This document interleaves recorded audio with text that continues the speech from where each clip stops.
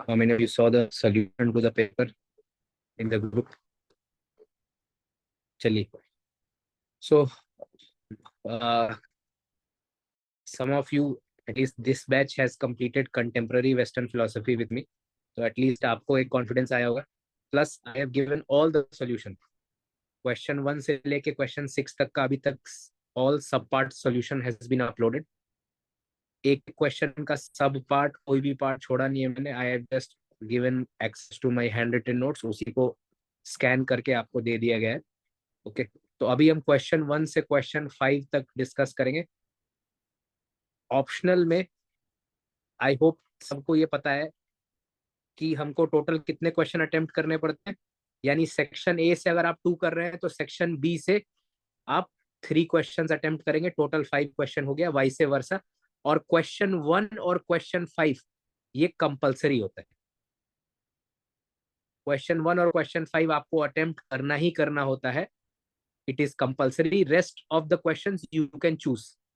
That means of question 2, question 3, question 4 you can choose to write any one or more than one. That is up to you. लेकिन एक section से आपको 3 question लिखने होते हैं या 2 क्वेश्चन लिखने होते हैं. That is up to you, but minimum 2 you have to write. और एक कंपलसरी क्वेश्चन लिखना होता है. हाउएवर आंसर्स मैंने आपको जो दिए हैं of all questions and all सब पार्ट्स, मैंने कोई शॉर्टकट नहीं अपनाया है कि भाई ये वाला क्वेश्चन छोड़ दो, इस वाले क्वेश्चन का कोई रेलेवेंस नहीं है, चॉइस वाला क्वेश्चन कर लो. नहीं, नोट्स की क्वालिटी वो होती है कि कोई भी क्वेश्चन आए, किसी भी पार्ट में आए, किसी भी टॉपिक से आए, you should be able to answer. That is the quality of notes you should have. That is the first prerequisite. That is syllabus should be completed in such a way. Okay, having said all this, let us see कि सारे question आए हैं कि नहीं आए. देखने की तो बात ही नहीं है, मैंने खुद ही अपने हैंड रिटन नोट्स अपलोड कर दिए. तो क्वेश्चन नंबर 1 को अभी लास्ट में डिस्कस करेंगे क्योंकि उसको मैंने प्रिंटेड नोट्स में से दिया है. क्वेश्चन नंबर 2 से डिस्कस करते हैं. उसके बाद हम एक ये भी डिस्कस करेंगे philosophy as an optional, what are its pros and cons. बट सबसे पहली बड़ी बात तो ये है कि भाई एक भी सवाल जो है इस नोट्स के बाहर नहीं आएगा. जो मैंने आप लोगों को फर्स्ट क्लास में कहा था that if you bring one single line which is very very substantial, बहुत रेलिवेंट, ईदर फ्रॉम वाई मसी और फ्रॉम सी डी शर्मा और from IGNOU books, I will refund your फी. अगर एक क्वेश्चन आप एक लाइन ऐसी लेके आए जो बहुत अच्छा है, जो हमारे नोट्स में नहीं है, challenge still stands. Bring one line which is very relevant, not in my notes, take your feedback. Forget about question. Challenge तो यहाँ का है कि आप एक अच्छी लाइन इस इन बुक्स में से लेके आइए जो हमारे नोट्स में नहीं है. क्वेश्चन तो बहुत बात की बात है. सो सेकेंड क्वेश्चन देख लीजिए. How does Kant respond to Hume's scepticism with regard to a priori judgement. अब नए बच्चों ने तो, जिन्होंने कंटेम्पररी वेस्टर्न से ज्वाइन किया था, उनको ये पता नहीं है, लेकिन फिर भी देखते हैं कि नोट्स में ऐसा कुछ लिखा है क्या हमारे में. Can you see the heading, has Kant face the scepticism of Hume. Question क्या है? How does Kant respond to Hume's scepticism. At least कम से कम इतना तो समझ आ ही रहा होगा ना कि भाई हेडिंग यही वाला है. यस ऋतुराज, अगर और कुछ नहीं समझ आ रहा होगा अभी, but that is understandable because you have not studied it. ठीक है. हाउएवर कांट ने ह्यूम का स्केप्टिसिज्म कैसे फेस किया है?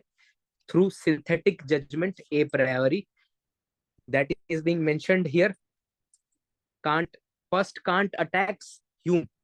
भाई ह्यूम तुम ही सही नहीं हो. he gives various arguments A, B, C. अभी मैं एक्सप्लेन नहीं करूंगा क्योंकि आपको समझ नहीं आएगा. You don't know the background of Kant, you don't know the background of Hume. But right now I'm just showing whether this is present in our notes or not. Okay.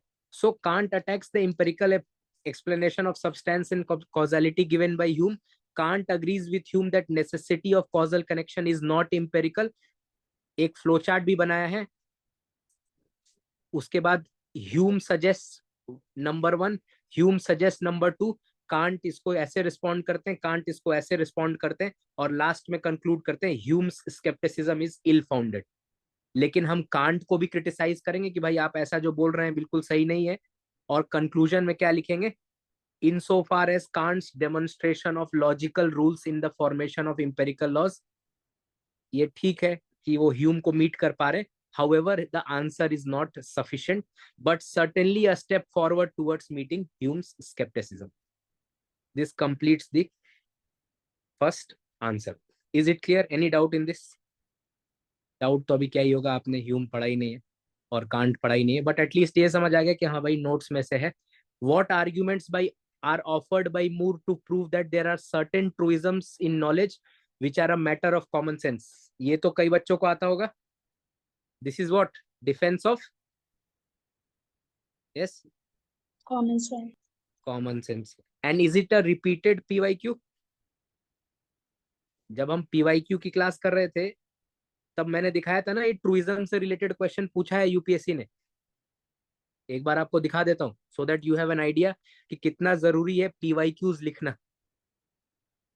Question of 2021, what are the main arguments put forward by Moore in his paper A Defense of Common Sense that prove that there are possible propositions about the world that are known to be true with certainty? So this question has been again repeated in 2024. एक आप 2010 का भी question देख सकते हैं। How does Moore want to establish, what does Moore want to establish by propositions like earth exists, we have consciousness are truism, that means true with certainty, discuss. So same question has been repeated, हमने discuss भी किया था कि भाई मूर में यही 2-3 तरह के सवाल बनते हैं, डिफेंस ऑफ कॉमन सेंस का, रेफ्यूटेशन ऑफ आइडियलिज्म का। So that is what has come even this year, और ये तो सभी बच्चों को नोट्स समझ आ जाएगा। Defence of common sense, Moore gives features of common sense and 6 arguments: argument from universal acceptance, argument from compulsive acceptance, argument from conviction, argument from sense experience, argument from dream, argument from inconsistency. लेकिन discuss लिखा है तो हम criticise करेंगे, ठीक है। मूर जो है सेम सोफिस्टिकेशन और डिविएशन कर देते हैं जिसको वो अपने ओपोनेंट को चार्ज करते हैं। डब्ल्यू.सी. स्टेस ने मूर को के व्यू को ही यूज करके उनको रिफ्यूट कर दिया है। There are certain common sense beliefs which are false. Sun rises in the west. Conclusion में आप क्या लिखेंगे? याद कीजिए मैंने क्लास में कहा था generally you have to be appreciative of Moore because he has made a paradigm shift. इन्होंने लिंग्विस्टिक फिलोसफी का फाउंडेशन रखा था, तो इसलिए हम जनरली इनको क्रिटिसाइज नहीं करेंगे। कंक्लूजन में वी विल बी अप्रिशिएटिव। दो charges against Moore realism exist, however it is worthy enough of appreciation that he has given common man a place in his philosophy. That will be the conclusion of Moore's answer. I hope ये नए बच्चों को भी समझ आ रहा होगा। Aditya Sharma, Amita, Rituraj, Deepesh, Shaivya, yes Yes, sir. चलिए तो क्वेश्चन नंबर डी देखिए। Why does later Wittgenstein think that there cannot be a language that only one person can speak? A language that is essentially private. तो a language that only one person can speak, अब मैंने UPSC से line नहीं चुराई है, UPSC ने मेरे से लाइन चुराई है, ठीक है। Because in my notes when I have discussed, so देखिए क्या लिखा है ऑफ प्राइवेट लैंग्वेज में। A private language is in principle understood only by one person. ये मैंने आज नहीं लिखा है, ये मैंने 2017 में लिखा था और आपको नोट्स में भी यही लिखवाया है क्लास में। If someone were to behave as if they understood a language which no one else can make sense of, we may call this an example of private language. And why private language arises? And Wittgenstein gives experiments or proofs to demonstrate the inadequacy of private language, why private language should not exist. Sensation as memory skepticism, meaning skepticism, and beetle in a box. Or it is impossible to have private language because if a person grew on a desert, only then there will be a private language. Otherwise, all language is public. even our personal experiences are largely public. Language is a part of society and hence governed by society. Through language games, problem of private language can be eliminated. Easy question. जिन्होंने पढ़ रखा है, Shavya, Vaishvi, Aditya, Amita. Yes sir, note से है। Note से है? Notes ही तो है ये सामने जो है। नोट से नहीं, यही नोट्स है जो सामने है। सर क्वेश्चंस नोट से ही आए हुए हैं, डायरेक्ट अच्छा। किए। How does Kierkegaard define truth in terms of subjectivity? अब कंटेम्पररी का लास्ट टॉपिक एक बच गया, existentialism.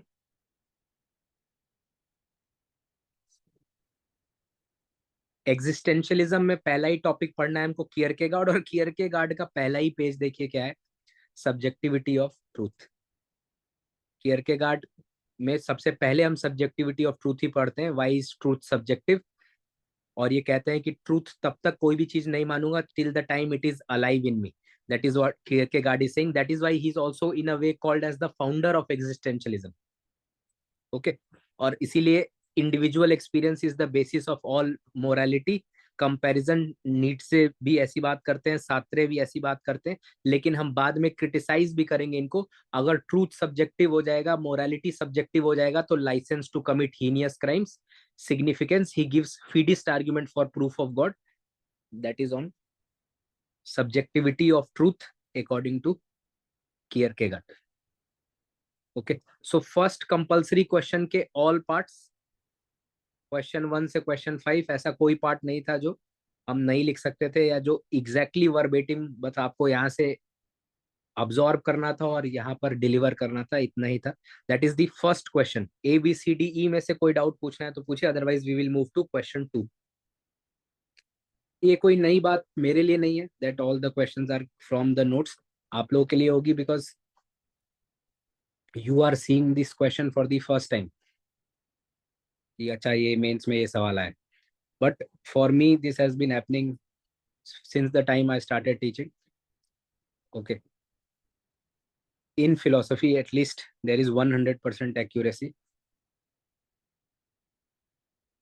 and that is why philosophy as an optional it is preferable over other optionals, क्योंकि यहाँ पर आपको you are not going to be required to read books. There is no other video lecture source that you have to refer to. In the class we first see the PYQs. PYQ देखने के बाद फिर हम topic को पढ़ते हैं और फिर we will be writing the PYQs, because from next week we are starting with the NEEB 300 plus batch. We will be writing these PYQs. तो आपने पढ़ भी लिया होगा क्लास में और आपने उसको लिख भी लिया होगा, और जो लिखा है वही आंसर जो है रिपीट होने वाला है, because PYQs are basically repeated. और जहां कुछ क्वेश्चन PYQs के रिपीट नहीं होंगे, या तो लैंग्वेज चेंज होके आएगा या अपने नोट से ही आएगा। सो फर्स्ट क्वेश्चन में कोई डाउट नहीं है, तो नेक्स्ट क्वेश्चन नंबर 2 पे चलते हैं।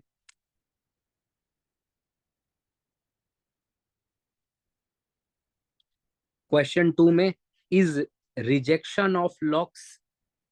जो लोग बिल्कुल नए हैं, जिन्होंने अभी कंटेम्प्ररी सिर्फ पढ़ा है, आप बस वर्ड्स को पकड़ने की कोशिश कीजिए कि ये वर्ड्स से रिलेटेड हमने डिस्कशन किया है कि नहीं नोट्स में। बाकी ये टॉपिक तो आपको कराया जाएगा। Is rejection of locks notion of primary quality instrumental in Berkeley leading towards idealism. यानी बर्कले क्या कर रहे हैं, लॉक का प्राइमरी क्वालिटी को रिजेक्ट कर रहे हैं। Locke is rejecting the primary qualities of, sorry, Berkeley is rejecting the primary qualities of Locke.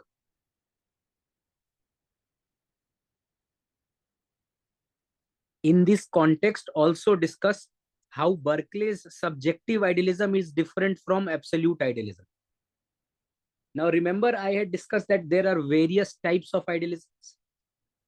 तो एक बार देख लेते हैं, ये आंसर में 2 पार्ट है। एक तो Berkeley's rejection of Locke's primary quality, this is part 1. Second part क्या है, Berkeley's subjective idealism different from absolute idealism. ये दो पार्ट है क्वेश्चन में। Refutation of distinction between primary and secondary qualities. According to Locke primary qualities होती हैं extension, solidity, et cetera et cetera. Berkeley extends this argument to prove that primary qualities are also relative. Motion is relative. Therefore, he concludes there is no distinction between primary qualities and secondary qualities. Primary qualities और secondary qualities को refute करने के बाद Berkeley refutes matter, क्योंकि primary qualities और secondary qualities के distinction के basis पे ही और on the basis of primary qualities Locke is proving the existence of matter as substance. अगर हम उसको हटा देंगे तो मैटर गायब हो जाएगा। और बर्कले एक प्रीस्ट थे, वो स्पिरिचुअलिज्म को स्टैब्लिश करना चाहते थे, और अगर स्पिरिचुअलिज्म को स्टैब्लिश करना है तो मटीरियलिज्म को डिस्ट्रॉय करना पड़ेगा। मटीरियलिज्म को डिस्ट्रॉय करने के लिए ये प्राइमरी और सेकेंडरी क्वालिटीज के डिस्टिंक्शन को डिस्ट्रॉय करते हैं। और लास्ट में देख लीजिए यहाँ पे इसीलिए लिखा है हेंस मैटर इज रिजेक्टेड। तो ये तो हो गया फर्स्ट पार्ट के लिए, that is Berkeley refuting Locke, Locke के प्राइमरी क्वालिटी। सेकंड क्वेश्चन पूछा है, सेकंड पार्ट इसमें, दैट इज बर्कले का idealism versus Hegel's idealism. Berkeley's idealism versus Hegel's idealism.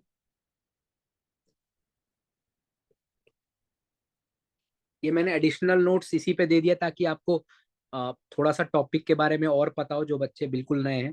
तो रेफ्यूटेशन ऑफ मैटर 3 तरीके से किया है बर्कले ने, आइडियाज को रिफ्यूट करके, रिप्रेजेंटेटिव को करके, और distinction between primary and secondary quality. Question सिर्फ इससे पूछा था, लेकिन ये दोनों भी कभी क्वेश्चन बन सकते हैं, इसीलिए मैंने इसको नोट्स में और दे दिया है। अब सेकेंड पार्ट क्या है, आइडियलिस्टिक मेटाफिजिक्स में इसके वेरियस टाइप्स क्या होते हैं, प्लेटो। बट क्वेश्चन क्या पूछा है, सब्जेक्टिव आइडियलिज्म ऑफ बर्कले में एसीएस परसिपी, इनकी सब्जेक्टिव आइडियलिज्म क्या है, और इसको हीगल क्रिटिसाइज करते हैं। हीगल क्रिटिसाइज करके अपना ट्रांसेंडेंट अपना एब्सोल्यूट आइडियलिज्म देते हैं। सो हीगल क्रिटिसाइजेस बर्कले। ये सारा जो डिस्कशन है, चाहे वो ऑब्जेक्टिव आइडियलिज्म हो, चाहे वो सब्जेक्टिव आइडियलिज्म हो, चाहे वो हीगल का एब्सोल्यूट आइडियलिज्म हो, this we are studying in Hegel topic only. ये हीगल का आइडियलिज्म है।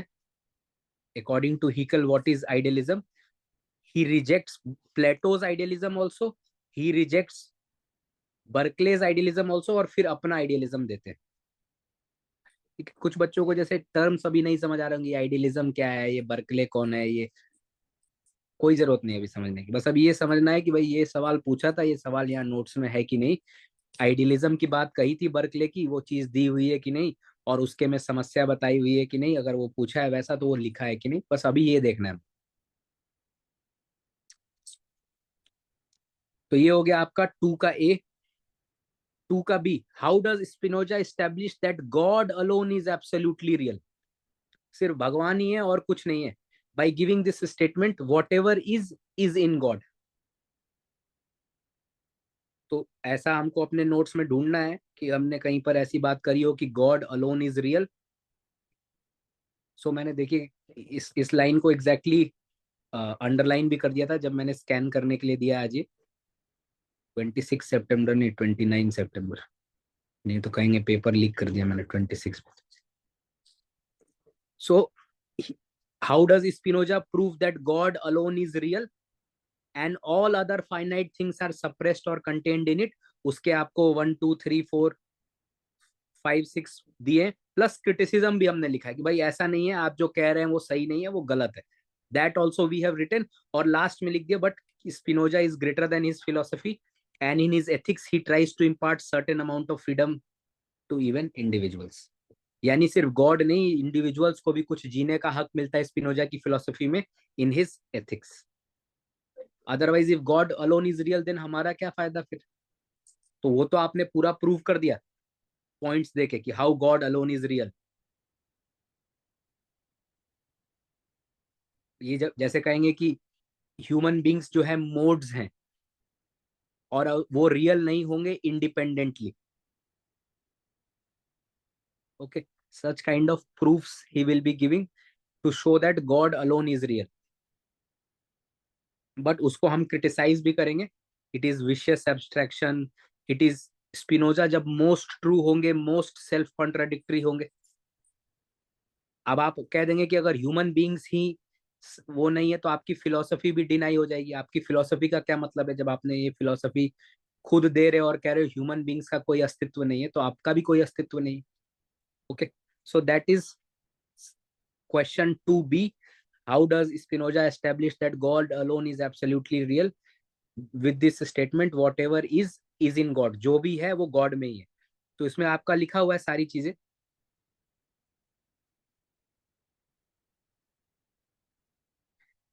Nothing really exists except the substance. Substance is God and its ever perishing modes.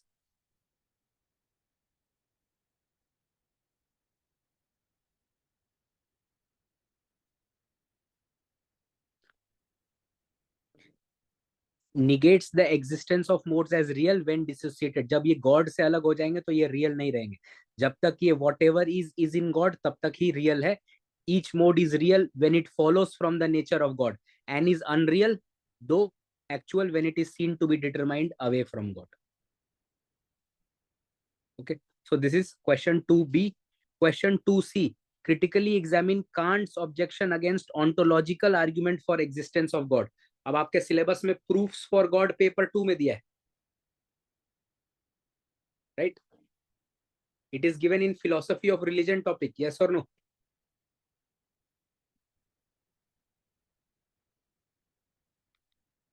But 99.99999% notes में आपको प्रूफ्स फॉर गॉड में ही ये मिलेगा. Individual philosophers के notes में नहीं मिलेगा. However, that discussion is always done in the individual philosopher. There are lot of crossover questions. I will show you many crossover questions. Questions of paper 1 are asked in paper 2. क्योंकि जब ontological argument paper 2 में discuss करेंगे तो can't की ही philosophy के through करेंगे. So this is given in your paper 2 notes also. It is given in your paper 1 notes also.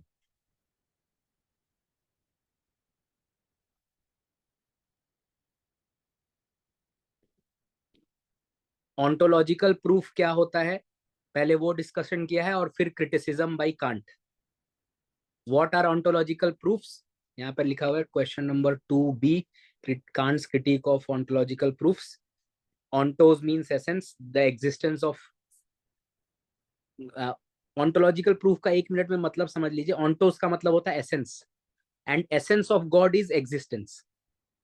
हम ऐसा गॉड सोच ही नहीं सकते that is which is not existing. That means the very essence of God is his existence. इसी को ontological proof कहते हैं. Kant criticizes by the phenomena of necessary being. Kant कहते हैं कि आप गॉड को तो फिर necessary being बना रहे हैं. Necessary जो है वो एनालिटिक होता है और being जो है वो कंटिंजेंट होता है. ये दोनों आपस में taken together they are contradictions. Because analytical statements do not require experience, synthetic statements require experience. They are in subject predicate form. So this is how Kant attacks the ontological proof. और भी देते हैं वो second 2-3 examples. And last में conclusion में ये लिखेंगे कि Kant has destroyed knowledge to make room for faith. Kant atheist नहीं है, but he does not accept the rational arguments for existence of. ये कहते हैं गॉड के लिए प्रूफ मत दीजिए आप. Belief in God is based on faith. Kant himself says that I have destroyed knowledge to make room for faith. इससे आप कंक्लूड कर देंगे इस आंसर को. So this is on Kant's criticism of ontological arguments for existence of God. This completes our second question. आज का हमारा M ये है कि कम से कम शुरू के वेस्टर्न फिलोसफी के 5 सवाल देख लें. Question number 3. अब ये कंटेम्पररी वेस्टर्न आप लोग नए बच्चे भी पढ़ चुके हैं. Explain Russell's notion of incomplete symbol. Also explain how this notion leads to doctrine of logical atomism. अब मैं क्लास में ये चीख चीख के कह रहा था. Why does Russell want to remove incomplete symbols? What is the linguistic aim of logical atomism? Yes. An ideal language. Yes, he wants to construct an ideal language. तो इसलिए फालतू की चीजें हटा दी जाएंगी, है ना. अब देख लीजिए नोट्स में अपने है कि नहीं. क्वेश्चन क्या पूछा है? Russell's notion of incomplete symbols. So theory of description and incomplete symbol में ये डिस्कशन हमने किया. इनकम्प्लीट सिंबल क्या होता है और इनकम्प्लीट सिंबल उन्होंने कैसे गायब भी किया है. What are incomplete symbols and how he has eliminated. Author of Waverley is Scott के एग्जाम्पल से he has eliminated incomplete symbol. But यहां तक तो किसी भी बच्चे को शायद मुझे नहीं लगता कि प्रॉब्लम हुई होगी. It is a straightforward question. But second वाला शायद लोग नहीं लिख पाए होंगे. Why he wants to eliminate incomplete symbol. That is present in the linguistic M. Russell wants to construct an ideal language and then language will be isomorphic to the structure of reality. Language can adequately describe the real structure of the world. Such an ideal language cannot be vague like ordinary language, but it should be precise. There is no place for incomplete or redundant things. यही हमने conclusion में भी लिखा है. Structure of language is isomorphic to structure of reality. Language mirrors the world. It is therefore obvious that such redundancy in language has to be eliminated. So understood why the second part is given. Explain how this notion leads to doctrine of logical atomism. Because what is in logical atomism?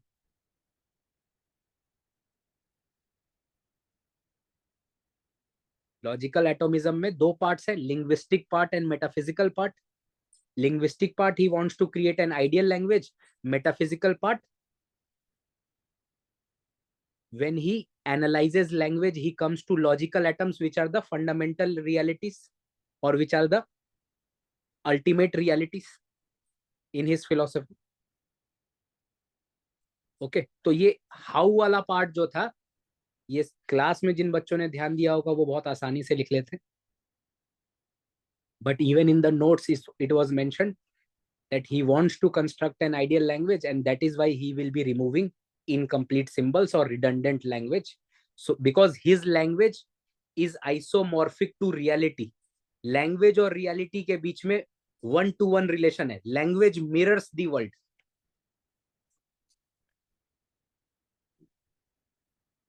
Okay.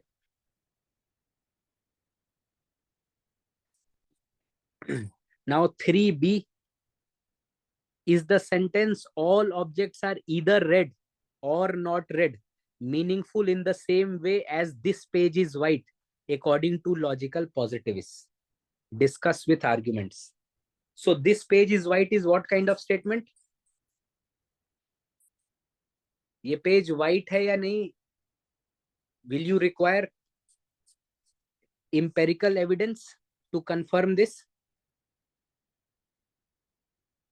Pavni, if whether this page is white, is there anything in the page which contains white? Page can be of black color also, blue color also, yes or no? So that means this statement will be what kind? Analytic or synthetic? Synthetic. All objects are either red or not red. One is a tautological statement, the other is a contradiction. या तो ये true होगा तो tautological हो जाएगा, या तो ये false होगा तो contradiction हो जाएगा. This is basically a analytical statement. It is covering all aspects. तो basically इसमें हमको क्या लिखना था? Difference between analytic and synthetic, and then verification principle. So ground prepared for elimination of metaphysics lies in verification principle, which itself is based on the distinction made by logical positivists between analytic and synthetic. So this distinction between analytic and synthetic, इसी के 2 example लिखे हुए थे, यही सारा आपको लिख देना था वहां पे। एनालिटिक स्टेटमेंट है एक, दूसरा सिंथेटिक स्टेटमेंट है, इसके बेसिस पे वो वेरिफिकेशन प्रोपोजिशंस को ट्रिवियल कहते हैं, सिंथेटिक प्रोपोजिशंस को इंफॉर्मेटिव कहते हैं। Okay, so this is what was asked in the form of 2 statements, and remember I said कि लॉजिकल पॉजिटिविस्ट इनके जो क्वेश्चन आएंगे वो स्टेटमेंट के फॉर्म में आ सकते हैं. They will not ask the theory directly, they will give a statement and then ask the question. Among the rationalists whose account of mind body problem is compatible with the notion of human freedom and free will, critically discuss. I think ये थोड़ा सा सवाल बाकी people can say it is slightly difficult because in all 3 philosophies there should be discussion of freedom of will. Rationalist के 3 philosopher हैं, Descartes, Spinoza and Leibniz. तो एक तो आपको तीनों का नोशन ऑफ फ्रीडम और फ्री विल डिस्कस करना है और फिर ये बताना है कि किसका कंपैटिबल है. तो ये बड़ी बात है. ये अगर नोट्स में मिल जाए तो इसका मतलब कि जनरली हम सब कुछ टच कर रहे हैं, सब कुछ कवर कर रहे हैं. तो सबसे पहले आ जाते हैं भाई स्पिनोजा पे, नहीं सबसे पहले लाइबनिट्स पे. Does Leibniz theory of pre-established harmony necessarily lead to determinism? या is pre-established harmony consistent with freedom? तो यही सवाल पूछा है फ्रीडम और नेसेसिटी के बारे में लाइबनिट्स का. और लाइबनिट्स का हमने डिस्कशन किया है कि लाइबनिट्स की फिलोसफी में क्या क्या फ्री विल के बारे में कहा गया है, लाइबनिट्स का डिफेंस क्या है, और लास्ट में क्या कंक्लूड करेंगे. Leibniz philosophy is as much deterministic as Spinoza's philosophy. The only freedom in Leibniz as in Spinoza's philosophy is acting according to rational motives. यानी कोई फ्री विल नहीं है, ना लाइबनिट्स में है ना स्पिनोजा में. एक कंक्लूजन में ही हिंट मिल गया था आपको नोट्स में कि ना लाइबनिट्स में है ना स्पिनोजा में है, डेकार्ट में है, लेकिन दोनों के लिखना है आपको. फिर Descartes' explanation of error and determination and free will. तो डेकार्ट एक्सप्लेन करते हैं थ्रू इंटेलेक्ट एंड विल, ये फ्री विल एक्सप्लेन करते हैं through intellect and will. Intellect is finite, ऐसे करके वो एक्सप्लेनेशन देते हैं और इनका एक्सप्लेनेशन फिर भी लॉजिकल है. Logically to created intellect has to be finite. So Descartes still is able to give a doctrine of free will which is logical. उसके बाद स्पिनोजा का भी मैंने दे दिया है. स्पिनोजा में भी freedom of will is denied. ये क्योंकि प्रिंटेड नोट्स में ये मैंने एडिशनल टॉपिक आपको क्लास में कराया था. So freedom of will is denied और 2 जगह मैंने डिस्कस किया था. Spinoza denies free will, all actions follow from rational God, there is no movement, freedom is an only illusion. तो अब वापस से क्वेश्चन में आ जाइए. Of all these 3 philosophers Descartes, Spinoza and Leibniz, whose philosophy is compatible with human freedom and free will? क्या कहेंगे आप लोग, at least on this basis of this preliminary discussion? Yes, is it Spinoza?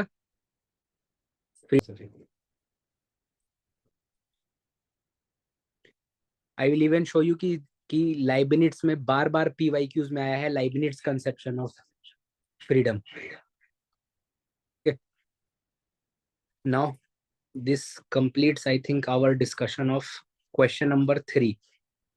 Till the time western philosophy के PYQs का document मिलता है मुझे, till that time let us discuss question number 4. Existentialist philosophers का क्या मतलब है when they say existence precedes essence? How is human existence related to human freedom according to them? 2 part पूछा है. 1, existence precedes essence and human existence related to human freedom. 2 part है, ठीक है. So this is question 4, existentialism and freedom.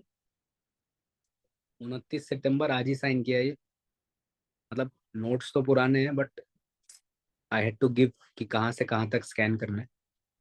So existence precedes essence. Sartre rejects the prevailing naturalism and idealism. फिर वो argument देते हैं man is nothing else but what he makes of himself, man he there later says is condemned to be free.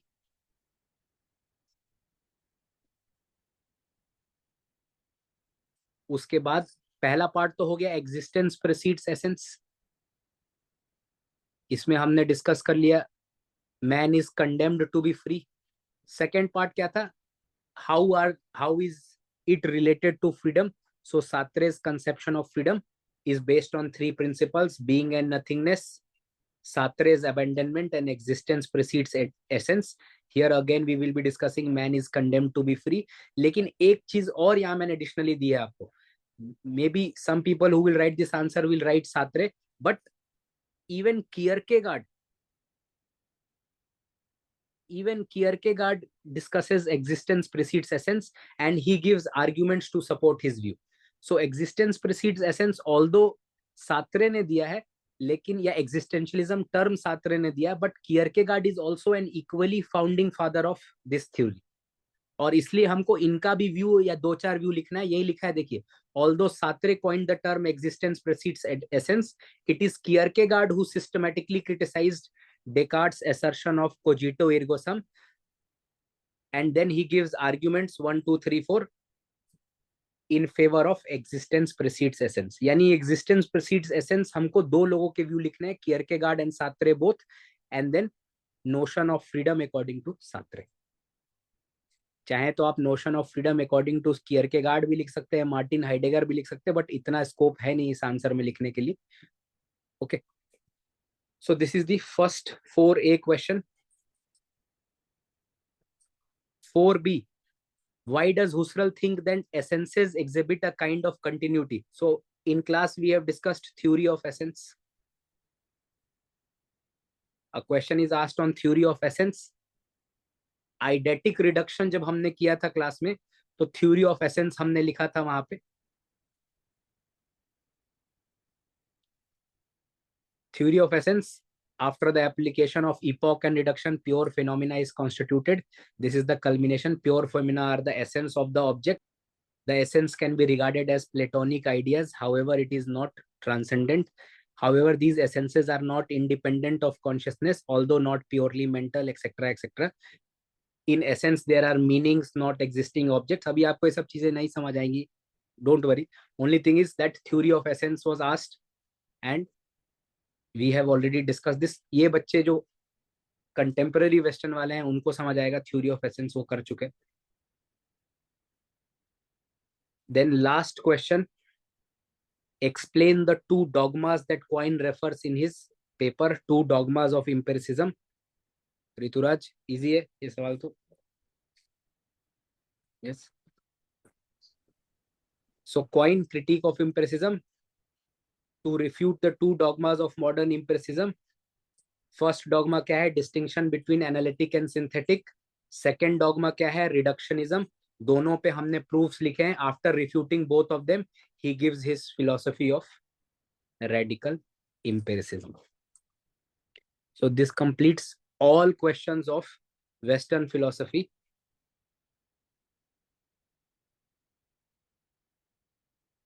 Question 1 से लेके question 4, question 1 में 5 question थे और सभी में 3-3 सवाल थे, यानी 9 + 5 14 questions we have discussed of the paper.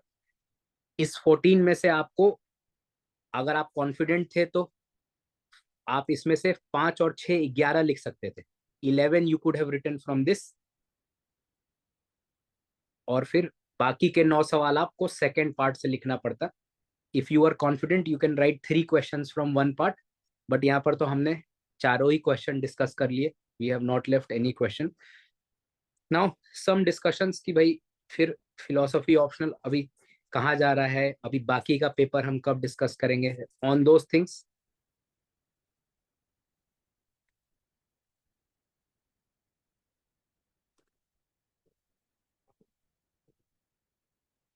First question, rest discussion.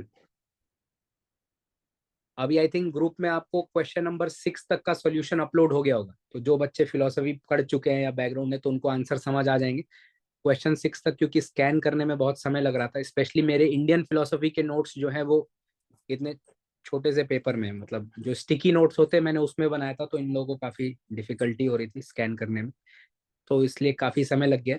But still I think question 6 या क्वेश्चन 7 तक आपको ग्रुप में डाल दिया गया, और 8 ही क्वेश्चन है, एक दो क्वेश्चन और डल जाएगा। So tomorrow we will discuss Indian philosophy, और इंडियन फिलोसफी का भी all questions we will refer to the notes. ऐसा भी नहीं है कि कुछ पार्ट उसका नहीं होगा या कुछ एक आध पार्ट हमने नहीं किया होगा, सारे पार्ट्स आपको नोट्स में दिखेंगे। फिर दूसरी बात क्या है कि फिलोसफी ऑप्शनल में हमको एडिशनली कुछ करना है क्या? I would say nothing other than notes. This session was only to increase your faith in the notes, कि इसके बाहर एक भी लाइन नहीं आ रही, एक भी सवाल नहीं आ रहा, यहाँ तक कि चॉइस में का भी कोई ऐसा क्वेश्चन नहीं है कि जिसके लिए हमको नोट्स में से रेफर करना पड़ा हो। कुछ जगह आप कह सकते हैं कि आपने भी प्रिंटेड नोट्स डाला है, बट वो क्योंकि मेरी हैंड रिटन नोट्स उसके जो है वो उस पर कुछ चाय गिर गया, पानी गिर गया, वैसा हो गया, इसलिए स्कैन नहीं है, और इसलिए उसके यही सारे नोट्स प्रिंटेड नोट्स में भी टाइप्ड हो जाते हैं, बट सभी कुछ नहीं देते हैं प्रिंटेड नोट्स में, because we discuss a lot of things in the class additionally, तो उनको बच्चों को भी फायदा होना चाहिए। हाउएवर प्रिंटेड नोट्स भी हमारे ही हैं, तो आ, इस नोट्स के beyond there is nothing else required, no book, no video, no lecture, nothing. Yes, you have to write PYQs. अभी मैं आपको जैसे कुछ पीवाईक्यूज के एग्जांपल दिखा देता हूं कि जो कि बार बार रिपीट हुए हैं।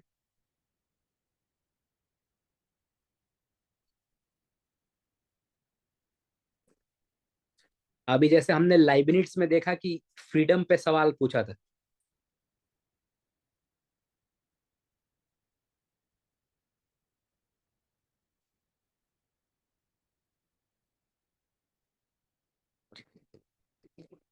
Leibniz conception of monads bear on determinism and freedom. So freedom, is there any place for freedom in Leibniz philosophy? Freedom.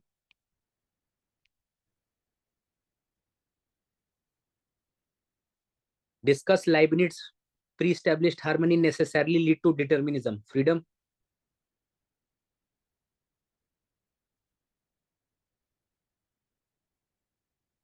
So at least in last so many years, of the 5 questions, 3 are on freedom. Okay. अब Spinoza पे भी freedom की बात करी गई है कि नहीं, देख लीजिए। Write a short critical essay on Spinoza's conception of freedom.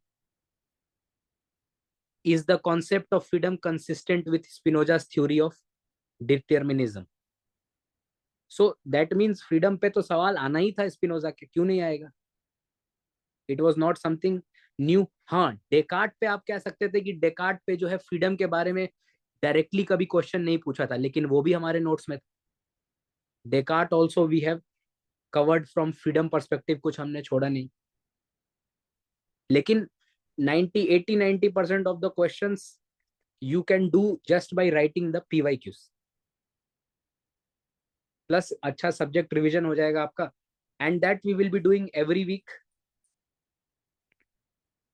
in your NEEB answer writing class, where we'll be writing individual philosophers one by one, और इनके PYQs को डिस्कस करेंगे, PYQs को लिखेंगे, PYQs आप चेक कराएंगे, यही PYQs आपके मॉडल आंसर हो जाएंगे बाद में एग्जाम हॉल में। तो 80 70 80 90% तो आपको इन PYQs से ही वहां पर लिखने के लिए मिलेगा।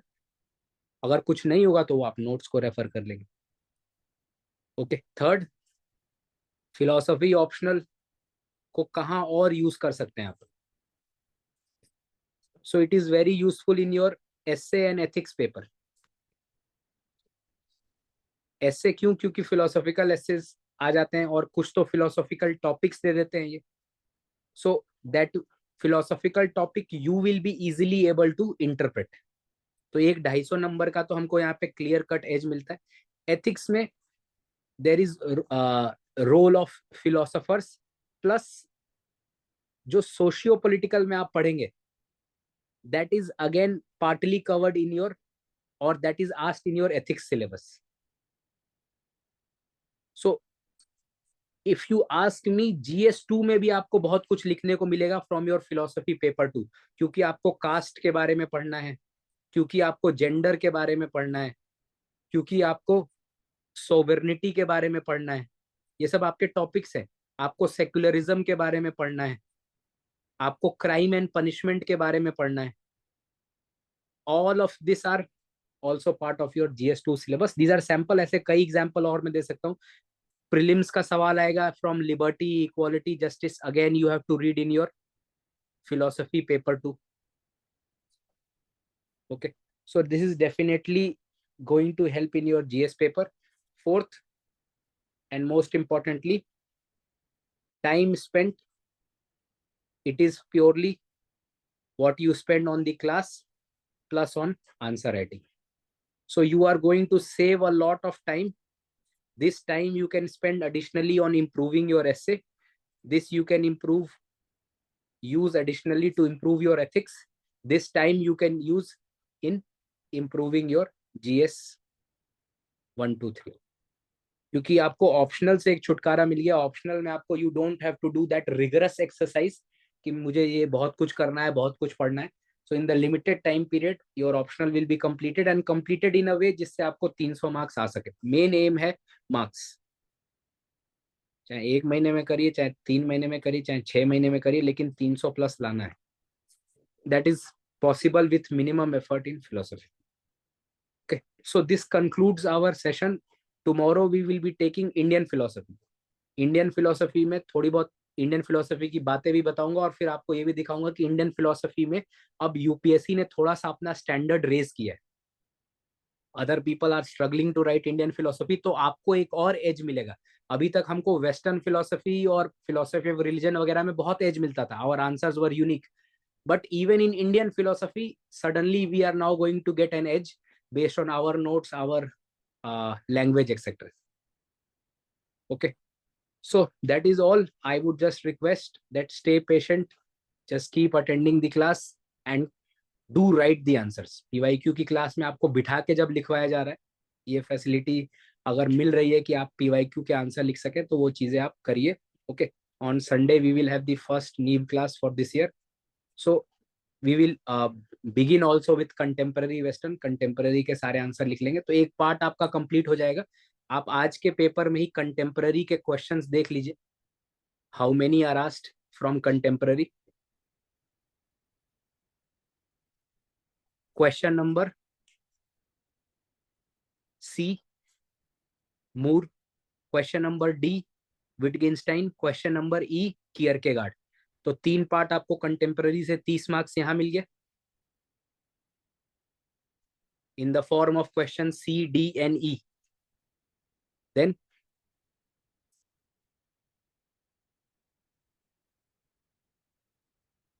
क्वेश्चन 2 में कुछ भी नहीं है. क्वेश्चन 3 अगेन 20 मार्कर रसल, तो 30 और 20 50 मार्क्स हो गए.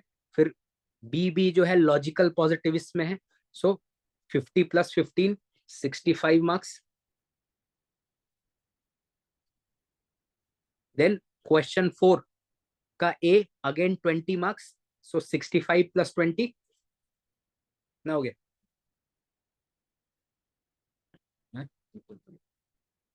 85 marks. And then 2 more questions of 30 marks.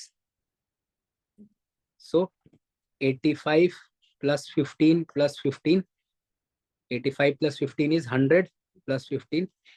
So 115 marks जो है आपके 250 में से, तो आप सिर्फ कंटेम्पररी वेस्टर्न के आंसर लिख के मिल सकता था इसमें. और इसमें on the basis of our notes there is high probability that 70% marks you can get.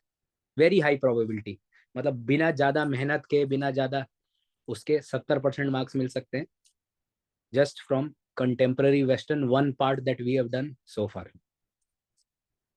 Okay, so this is the reason why I started this batch with contemporary western, because since last 3 years 2 years I am seeing a trend where western philosophy को वो contemporary के through difficult करना चाह रहे हैं. And this year they have demonstrated by asking more than almost 50%. 125 marks, 50% of the paper would be contemporary. 125 is from contemporary. Okay, so that completes the session from my side. Any doubt from your end? Okay, so thank you for your time and patience. We'll see you tomorrow. Thank you, sir.